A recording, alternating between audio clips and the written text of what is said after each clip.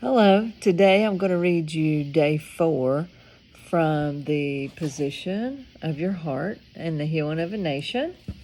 And I'm just reading this to you as we read along with it. Day 4 is Time to Come Out of the Cave. Psalm 143:5 in the Passion Translation. So I cried out to you, Lord, my only hiding place. You're all I have, my only hope in this life, my last chance for help. Please listen to my heart's cry, for I am low and in desperate need of you. Rescue me from all those who persecute me, for I am no match for them. Bring me out of this dungeon so I can declare your praise. King David's cave was dark and cold and lonely, yet there was a peace there, a safety in his solitude. Most days, his cave time drew him closer to his God as he hid from the mad king who had tried to pin him to the wall as he served him. David was known to sing lullabies of deliverance to this mad king and others. Some of David's greatest trials occurred while in his cave. As David was hiding and distressed, he cried out to the Lord, and as he did, psalms were echoing around the cold, damp walls, ricocheting like a boomerang stuck in a whirlwind. Those words changed his life and are still changing lives today. It was a place where David's heart was poured out in worship, and God became his closest friend. Sometimes when God is trying to mature you and birth something in you, he will stir you up, plant that seed, and then take you to a dry and barren place and drop you off for a time of solitude to allow that seed to germinate.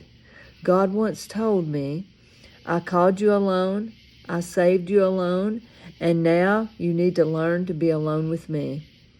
I'm sure David spent many days in tears as he questioned his so-called anointing by the great prophet Samuel. I can just hear him. This is not the life of a king. What was that anointing all about, God? What about that oil the prophet poured on my head and those words he spoke over me in front of my brothers? Was that a cruel joke the prophet played on me? Have you really called me to be king of Israel? Have you forgotten me, Lord? If I'm really to be king, how long must I run and hide and fear the wrath of this mad king who seeks to destroy me? The anointing or calling on his life set in motion a process that would take years to develop into what God designed it to be. Sometimes we have an encounter with God, or we get touched by him and we expect things to improve instantly, and they do to some extent. At salvation, we set into motion the journey to our destiny. However, the struggles, trials, and sufferings cannot be eliminated. There are some things that you can only learn from God through the fires, the trials, and the sufferings. As God, in all his sovereignty, is not bound by time or space, he will pick you up from where you are, show you the destination or the end result of what he's called you to be or do. Then he will take you back to the beginning to start the process of developing you into what he has called you to be. This process can take years. Issues of the heart must be dealt with.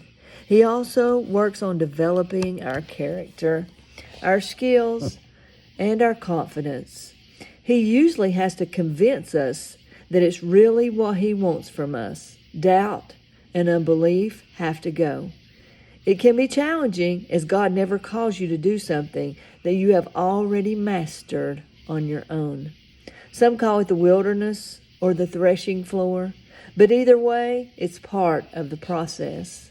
Moses had his wilderness, Joseph had his dungeon, Daniel had his den, David had his cave.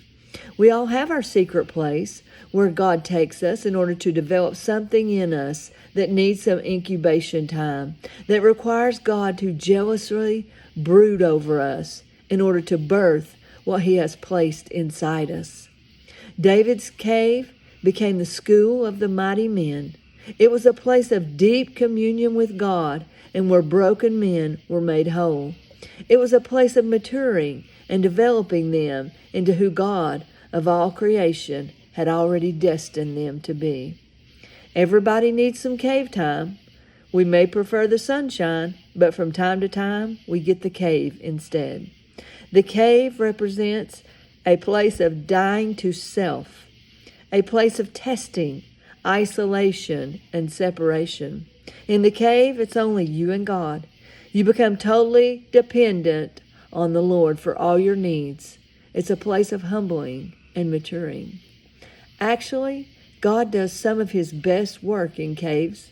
It can be a great place to get alone with God and burst some new songs or poems or psalms or receive healing and wholeness over your life. There's an old saying that says kings are made in caves. I prefer to think of it more as a birthing place or a womb or cocoon. You might go in weak, wounded, or broken, but God will bring you out healed, humbled, and ready for battle. You might go in as a misfit, but you'll come out as a mighty man if you stay the course. David, this is 1 Samuel 22:1. David departed from there and escaped to the cave of Adullam. And when his brothers and all his father's house heard it, they went down there to him. And every one who was in distress, and every one who was in debt, and every one who was bitter in soul gathered to him, and he became commander over them. And there were with him about 400 men. Welcome your cave time. Don't complain and beg God to get you out of it. Ask God why you are there and what it is that He wants you to receive from it. Seek His face and worship Him through the entire process, and you will become the mighty man or woman of God that He has created you to be. 1 Chronicles 12:22. For from day to day men came to David to help him until there was a great army, like an army of God. It's time for God's army to come out of the cave. Arise, warrior bride. I hope you enjoyed day 4, and I'll see you on day 5.